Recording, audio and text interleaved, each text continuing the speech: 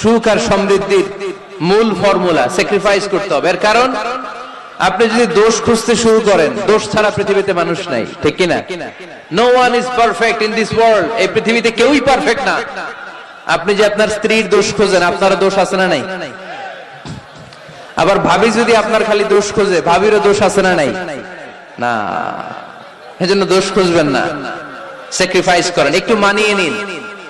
দাম্পত্য জীবনটা এরকমই, একটু ছাড় দিতে হয়, একটু মানিয়ে নিতে হয়। দাম্পত্য জীবনে কখনো মন খারাপ, কখনো মন ভালো, কখনো রোদ, কখনো বৃষ্টি, এই নিয়েই দাম্পত্য জীবন, ঠিক কিনা?